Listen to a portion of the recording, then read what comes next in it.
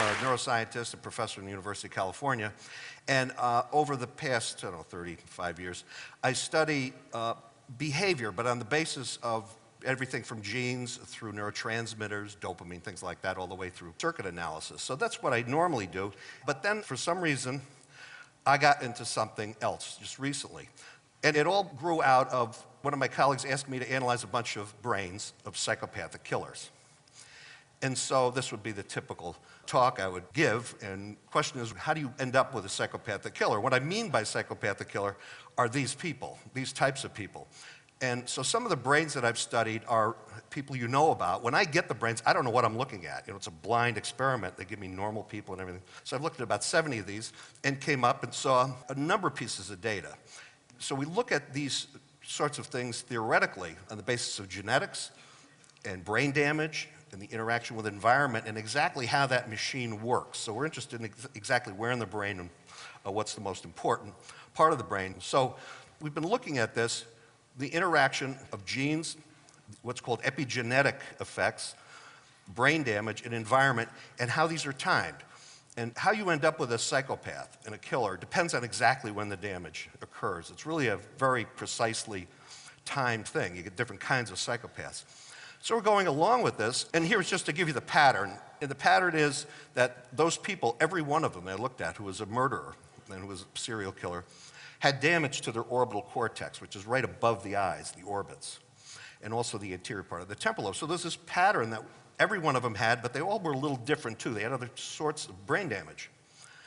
The key thing is that the major violence genes is called the MAOA gene. And there's a variant of this gene that is in the normal population. Some of you have this. And it's sex-linked. It's on the X chromosome. And so in this way, you can only get it from your mother.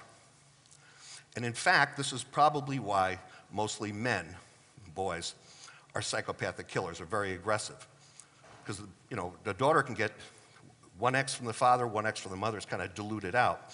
But for a son, it could only get the X chromosome from his mother. So this is how it's passed from mother to son. And it has to do with too much serotonin during development. It's kind of interesting because serotonin is supposed to make you calm and relaxed. But if you have this gene in utero, your brain is bathed in this. So your whole brain becomes insensitive to serotonin. So it doesn't work, later on. And I had given this one talk in Israel just this past year. And it does have some consequences. And theoretically, what this means is that in order to express this gene in a violent way, very early on, before puberty, you have to be involved in something that's really traumatic. Not a little stress, not being spanked or something, but really seeing violence or being involved in it in 3D. Right? This is how the mirror neuron system works. And so if you have that gene and you see a lot of violence, in a certain situation, this is the recipe for disaster, absolute disaster. And what I think might happen in these areas of the world where we have constant violence, you end up having generations of kids that are seeing all this violence. And if I was a young girl somewhere in a violent area, a 14-year-old, and I want to, find a mate, I'd find some tough guy, right, to protect me. Well, the problem is this tends to concentrate these genes. And now the boys and the girls get them. So I think after several generations, and there's the idea, we really have a tinderbox. So that was the idea. But then my mother said to me, I hear you've been going around talking about psychopathic killers. And you're talking as if you come from a normal family. I said, what the hell are you talking about? She then told me about her own family tree. Now, she blamed this on my father's side, of course. This was one of these cases because she has no violence in her background. But my father did. Well, she said there's good news and bad news. One of your cousins is Ezra Cornell, founded Cornell University. But the bad news is that your cousin's also Lizzie Borden. Now, I said, okay, so what? We have Lizzie. She goes, no, it gets worse. Read this book. And here's this Killed Strangely, and it's a historical book. And the first murder of a mother by a son was my great-great-great-great-grandfather. Okay, so that's the first case of matricide. And the book is very interesting because it's about the witch trials and how people thought back then. But it doesn't stop there. There were 7 more men on my father's side, starting then, Cornell's, that were all murderers. okay?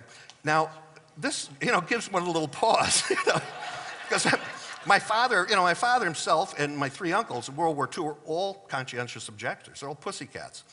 But every once in a while, Lizzie Borden, like 3 times a century, and we're kind of due. And so the moral of the story is, people in glass houses shouldn't throw stones, but more likely is this.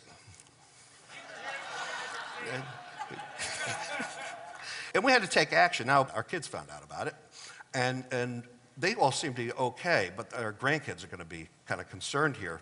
So what we've done is I started to do PET scans of everybody in the family. And we started to do PET scans, EEGs, and genetic analysis to see where the bad news is. Now, the only person, it turns out, one son and one daughter, siblings, didn't get along, and their patterns are exactly the same. They have the same brain and the same EEG, and now they're as close as can be. But there's going to be bad news somewhere, and we don't know where it's going to pop up. So that's right there.